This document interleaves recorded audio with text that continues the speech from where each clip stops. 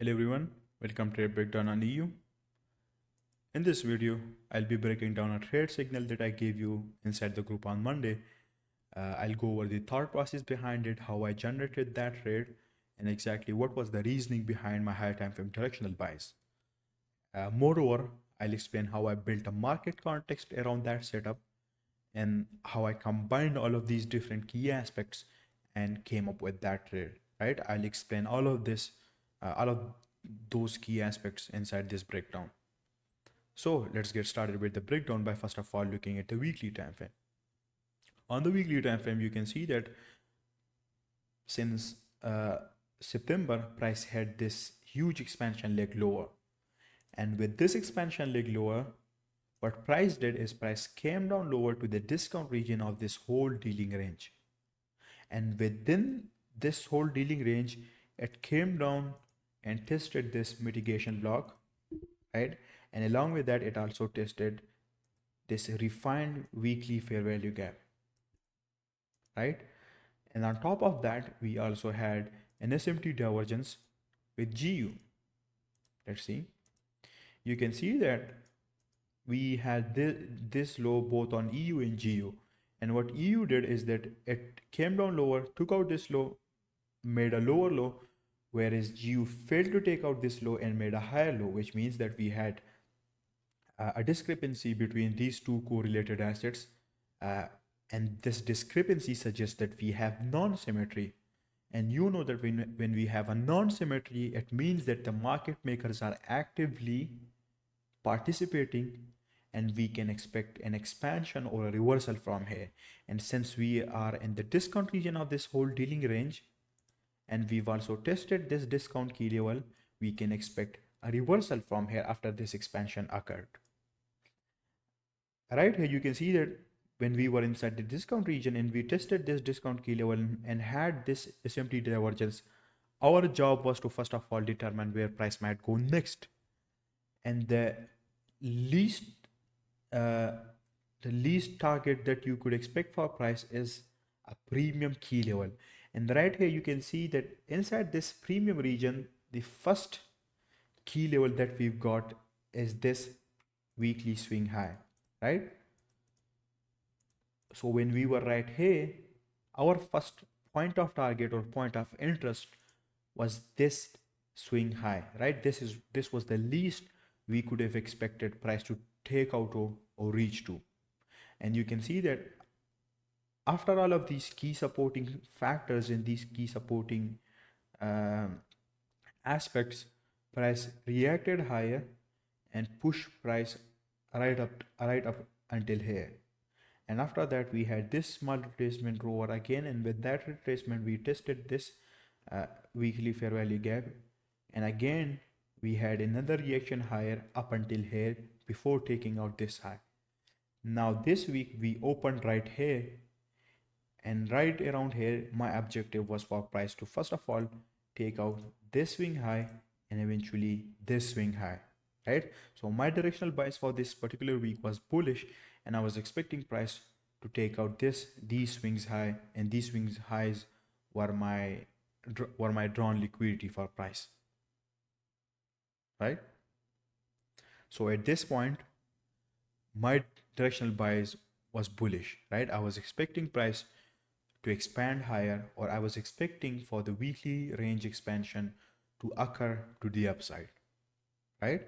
Now what I'll do is I'll take this idea down to the daily time frame to see if I can find any other supporting factors and whether this lower time frame price action aligns with my higher time frame bias.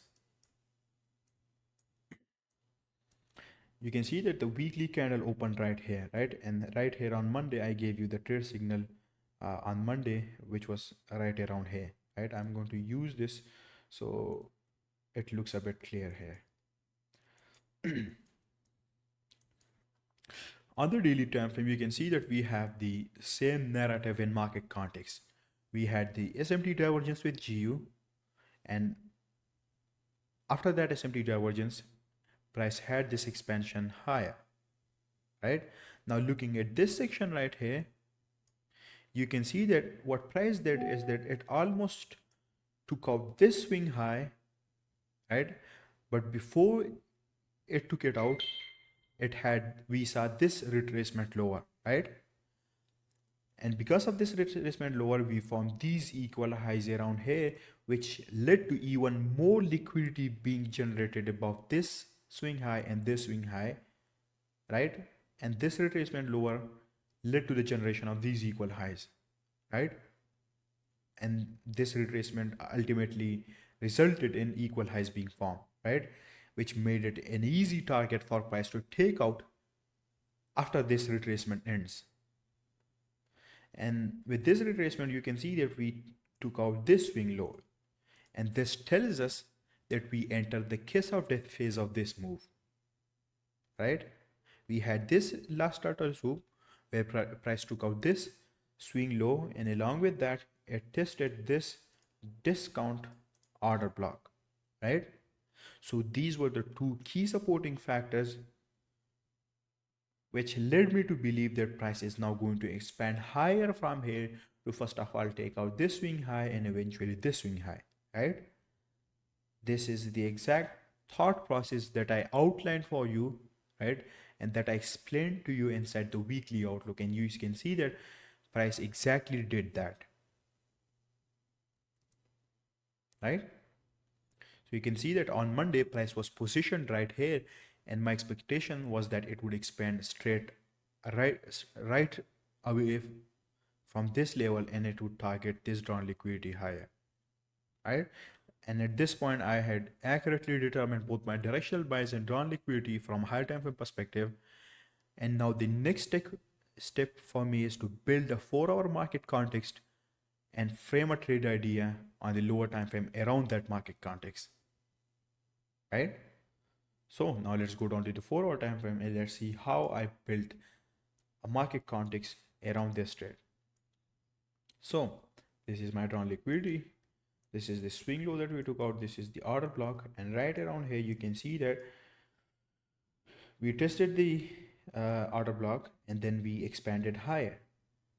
And on Monday, the Monday candle opened right here and we formed this candle just above this order block right here. The reason this candle is an order block and I consider it is a valid order block is because price closed above this candle. And on Monday, I was expecting price to first of all take out this candle range low and this candle's low and to test this key level. And these two key aspects together built a market context for me. And then from here, I was expecting an expansion higher straight away.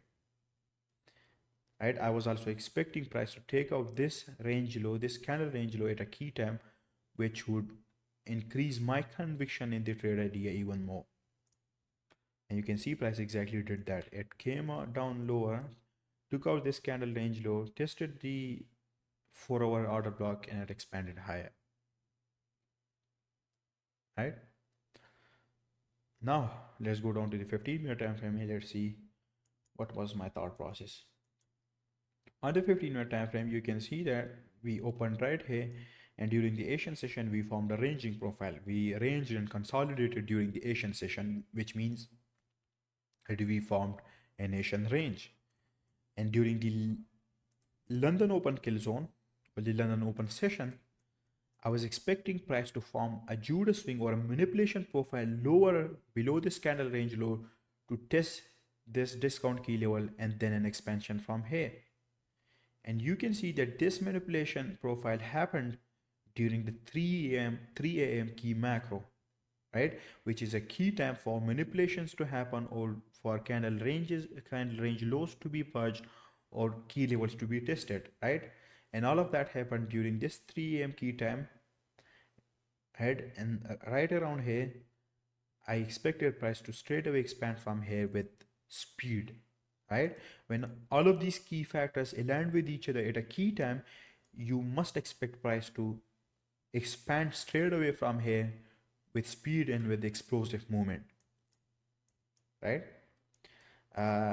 You can see right around here, I provided you with the trade signal and I outlined this order block for you. The reason I took this candle as an order block was because this is the candle that took out this candle range low, right? I was expecting price to test it and then expand from here.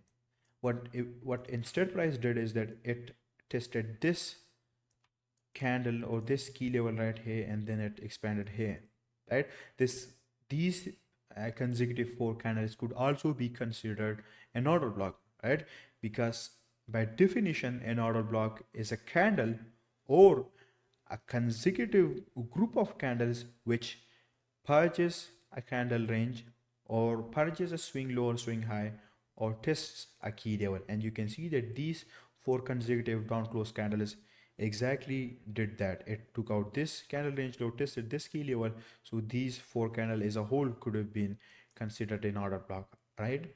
A refined entry would have been right here, but price didn't offer that, but instead it tested this order block and expanded right away from here for the rest of the day, right? This was the trade signal that I provided to you on Monday, and this was the exact thought process behind it.